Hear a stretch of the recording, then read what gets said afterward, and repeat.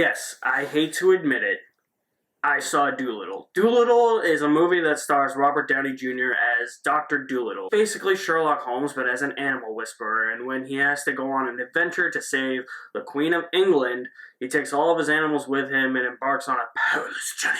This movie was produced on a budget of $175 million.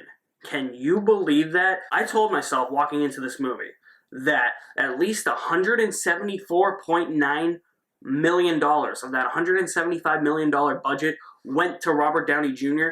Robert Downey Jr. is horrible in this movie, and Robert Downey Jr. is a great actor. I don't know what the hell happened. For some reason, he just felt like his character had to talk like this the whole movie. I'm going on a perilous journey. I don't know. Don't you dare trim my beard. Don't you dare trim my beard. I'm gonna shove my fist up this dragon's ass right now. I don't know what happens. I'm just gonna flat out say it right now. I'm gonna give Dolittle an F. That's just in case I go on any other premature rants about this movie, about how bad it is, and I just go completely off topic. That way you know that that rating is there. I just wanted to get the whole Robert Downey Jr. thing out of the way before I gave my grade. What is it about this movie? Well, if you're really interested, this review will probably contain some spoilers. I never usually do this with new releases, but it's Dolittle. Like, anybody gives a shit about Dolittle. This movie puts little kids to sleep. Apparently keeps grown-ass men awake because the kid behind me fell asleep within the first 10 minutes, and I can see why. The dude next to me was laughing, he was having a good time the whole movie, and he was a fully grown adult male. I really don't know how this movie appealed to him. I don't think he's seen many movies.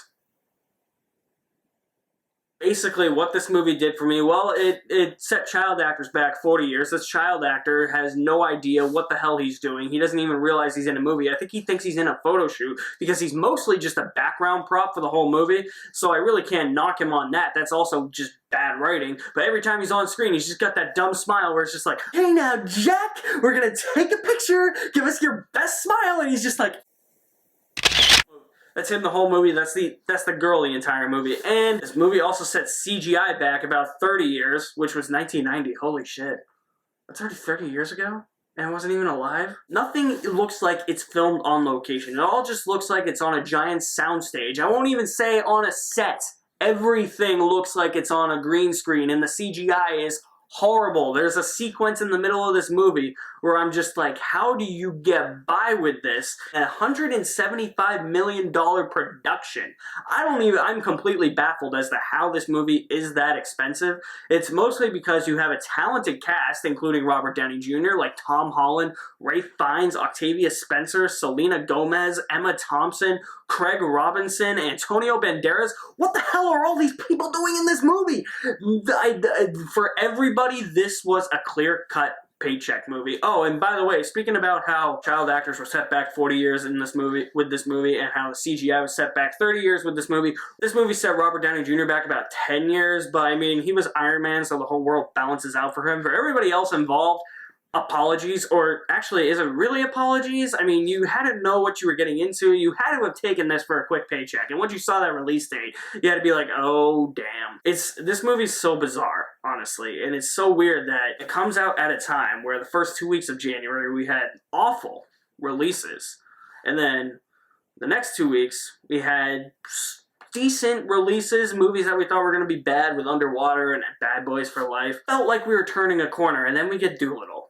And this has no interest in even trying to be a cohesive movie. Everything the main characters do in this movie, this is honestly what it feels like. You know when you're playing an open world video game, but you're just concentrating on the story missions rather than the side quests? And then you get to the point where the game alerts you that it's going to lock you out, or that you need a certain amount of side quests to be completed before you advance any further, and you have to do all of the side quests in that game to get to the end point of the game.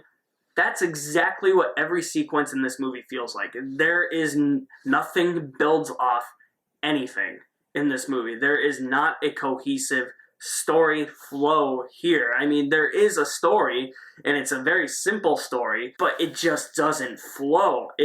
That's honestly what the story with Dolittle feels like. It just feels like a side quest for a video game. And we have to talk about the now infamous bizarre sequence that takes up the entire third act. Well, What does this sequence entail? A dragon shows up, and we have the Aflac duck in this movie, which, by the way, missed opportunity for not having any Aflac jokes. But the Aflac duck shits out an egg once it sees the dragon. Oh, that's not all, people. The dragon gets a tummy ache, and Dolittle has to shove his hand up the dragon's ass to cure the tummy ache and pull everything out.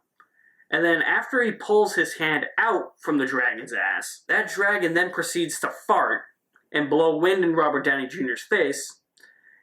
And then the next sequence, you see ass juice all over Robert Downey Jr.'s face. No joke, that is what happens in this movie. That is how bizarre Dolittle is. This is just a creative and collective failure. I'm actually surprised that the director and writer of this movie wrote the movie Traffic, not the one that came out like 3 years ago, but like the one from like 2002 with like Don Cheadle, Catherine Zeta-Jones. That movie Traffic, the one that's actually good. I cannot believe he wrote this movie and directed it. This is just a collective failure from everybody involved. Dolittle is just dead on arrival, unfortunately. I cannot believe how bizarre this movie was. I cannot believe how bad Robert Downey Jr. is in this movie. I cannot believe how bad the CGI is, how bad the child actors are, and how much of a budget this movie had, and it still turned out to be like some cheaply made adventure movie. I'm completely baffled.